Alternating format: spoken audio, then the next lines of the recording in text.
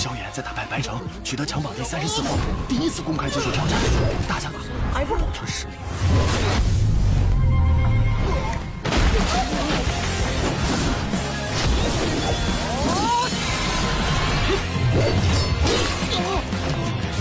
中期大陆强者为尊，还有谁？ Setelah Xiaoyan menerima kabar dari Xiaoyu tentang kakak keduanya yang terluka parah, Xiaoyan dan Sun Er secepatnya pergi ke akademi luar untuk memastikan kondisi Xiaoli yang belum sadarkan diri.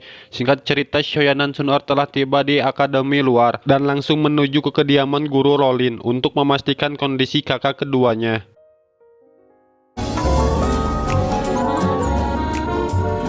Oke, kembali lagi bersama Yura di sini. Di awal episode 22 ini diperlihatkan Sun Er yang membawa berbagai macam pil obat untuk Xiaoli, namun diberhentikan oleh Guru Rolin dan Xiaoyu yang dari tadi gelisah akan keadaan Xiaoli.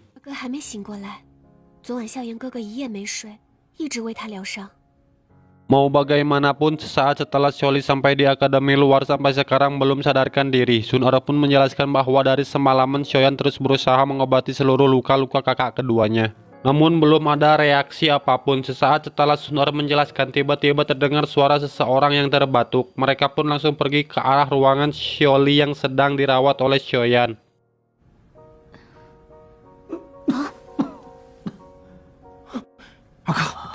Aka.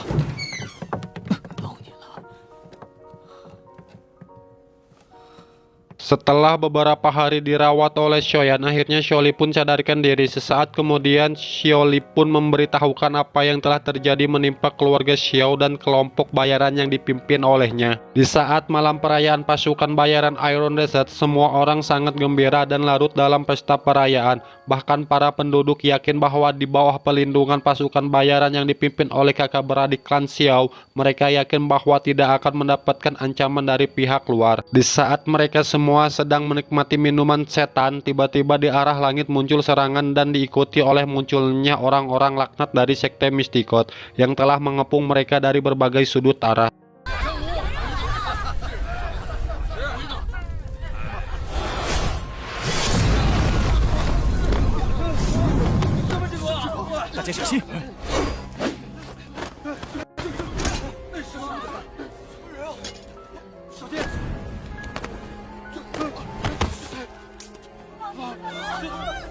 Tetua Agung klan Xiao pun dapat langsung mengetahui orang-orang yang mengepung mereka dari teknik bertarungnya. Dan benar saja, orang yang berjubah hitam tersebut adalah segerombolan orang dari sekte Mistikot yang mencari anggota klan Xiao yang telah melarikan diri hingga keluar perbatasan kekaisaran Jiama. Tetua klan pun menyuruh Xiaoli dan Xiaoding untuk mengevakuasi semua orang, sedangkan dirinya akan mencoba menahan mereka dengan sekuat tenaga. 动手！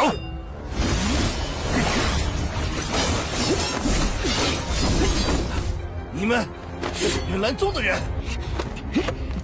你们说是，那就是吧。萧鼎、萧厉，我和二长老拖住他们，你们立刻带着大家。 Saat Tetua Agung akan menyerang salah satu anggota sekte Mistikot, tiba-tiba di arah belakang Tetua Agung diserang oleh rantai yang dialiri Doki yang membuatnya langsung menemui Tuhannya. Mendengarkan semua kekejaman yang dilakukan oleh sekte Mistikot, Xiaoyan berdiri dan meninju dinding dan berjalan keluar dengan amarah yang sudah diubun-ubun untuk kembali ke kekaisaran Jiama untuk menuntut balas.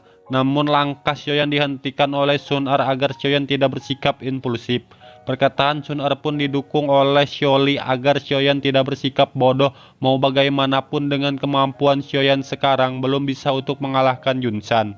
Xiaoli pun berdiri dengan bantuan Xiaoyu dan menambahkan bahwa dirinya menempuh ribuan mil bukan untuk melihat adik kesayangannya mati konyol.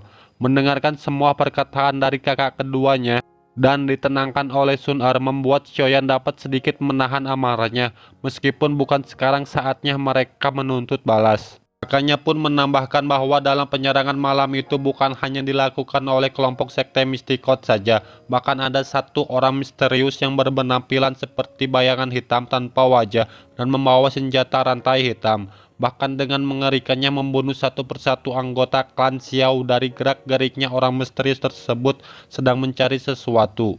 除了云岚宗之外，还有一名神秘人，他是一团看不见容貌的黑影。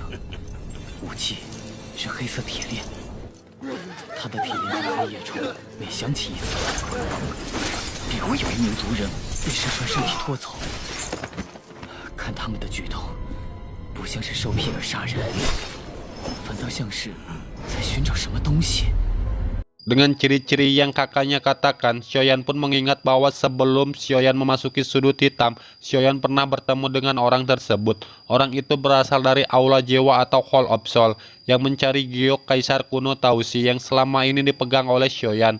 Xiaoyan pun langsung memandang ke arah Sun Er. Dikarenakan Xiaoyan tidak ingin kakak keduanya mengetahui lebih jauh tentang Aula Jiwa, Xiaoyan pun mengalihkan pembicaraan dengan menanyakan bagaimana keadaan kakak pertamanya Xiaoding dan anggota klan lainnya yang masih hidup. Xiaoli pun menjelaskan bahwa dalam kondisi pengejaran oleh Sekte Mistikot, Xiaoding menyuruh dirinya untuk memberitahukan semua yang telah terjadi yang menimpa klan Xiao kepada Xiaoyan.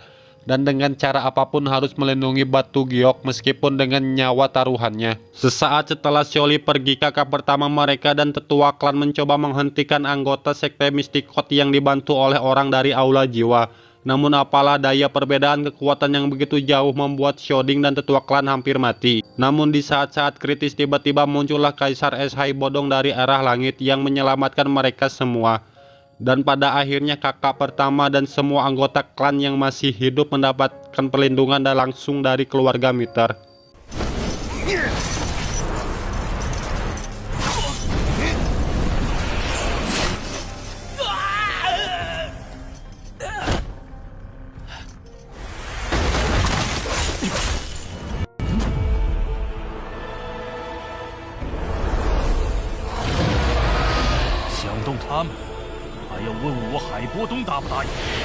Walaupun begitu, kondisi Xiaoding terluka parah dan sekarang sudah aman dari jangkauan pembunuhan Sekte Mistikot. Xiaoyan sekali lagi berterima kasih kepada kebaikan Hai Bodong dan di masa depan akan membalasnya. Namun dengan kondisi keluarga Xiao yang hampir musnah dan hanya bisa berjuang di pintu kematian, Xiaoyan membulatkan tekad untuk membalas semua kekejaman yang dilakukan oleh kelompok Sekte Mistikot 100 kali lipat. Dengan rasa cemas, Xiaoyu pun menanyakan tentang kondisi orang tuanya. Dengan sedikit keraguan, Xiaoli pun memberitahukan bahwa kondisi ayahnya mengalami satu tangannya patah saat melawan para bajingan, namun kondisi ibunya sehat walafiat.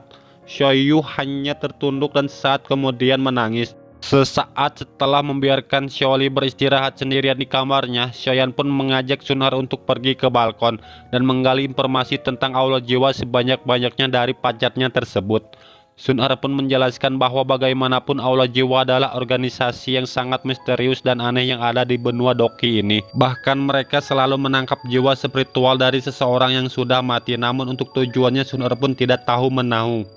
Dari apa yang sudah terjadi, mungkin saja Aula Jiwa dan Sekte Mistikot ada hubungannya.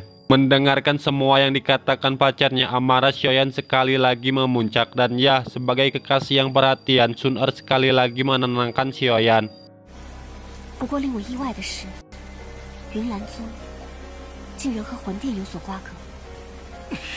又是该死的云岚宗！小云哥哥， Lalu Sun Er pun memberikan pengertian kepada Xiaoyan, bahkan jika tidak ada perselisihan antara pacarnya dan Sekte Mistikot, Aula Jiwa cepat atau lambat pasti akan menghancurkan klan Xiao demi giok kuno Kaisar Tausi. Dan sebagai pilar keluarga yang harus dilakukan, Xiaoyan sekarang adalah menjadi lebih kuat lagi. 我明白，谢谢你，薰儿。云岚宗，萧家的血债，日后我要你们百倍偿还。 Beberapa hari kemudian akhirnya Xiaoli sudah sepenuhnya sehat dan bahkan kekuatannya telah dipromosikan menjadi Do Grandmaster bintang 2. Semua itu berkat adiknya Xiaoyan yang selama ini merawatnya. Di sela-sela perbincangan kakak beradik itu, Xiaoli mengemukakan keinginannya untuk pergi ke sudut hitam karena suasana di sana sangat cocok untuk dirinya. Awalnya Xiaoyan melarang kakaknya untuk pergi ke sudut hitam karena bagaimanapun kondisi di sana sangat kacau dan hidup tanpa aturan. Tapi setelah Xiaoli menjelaskan panjang lebar dan terlebih lagi Xiaoli mempunyai keterampilan bertarung atribut petir yang telah diberikan oleh Sun Er, Xiaoyan hanya bisa pasrah menerima keputusan kakak keduanya tersebut. Sesaat sebelum kepergian Xiaoli, Xiaoyan pun memberikan cincin penyimpanan yang dimana di dalamnya dipenuhi oleh pil obat. Dan bahkan Xiaoyan menyimpan sedikit kumpulan api surgawi di dalam cincin penyimpanan tersebut. Dengan demikian waktu perpisahan dua saudara itu pun tidak terhindarkan lagi. Xiaoyan pun berencana kembali ke akademi dalam dimana masih tersisa kurang dari sebulan lagi sebelum kompetisi peringkat kuat dimulai. Singkat cerita, Xiaoyan pun telah tiba di akademi dalam. Seperti yang kita tahu, setelah Xiaoyan mengalahkan Bai Cheng, banyak dari para murid yang menantang Xiaoyan. Xiaoyan yang dari dulu hanya menghindar karena malas untuk meladeni semua tantangan, namun setelah mendengar kabar keluarga Xiao diserang membuat jiwa bertarungnya bergejolak. Dan kini Xiaoyan pun menerima semua tantangan bertarung dari semua para murid.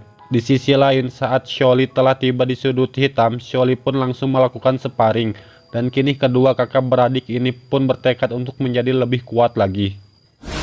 哪怕前路布满荆棘，萧家子弟也会迎难而上，永不退缩。是为萧家讨回公道。还有谁？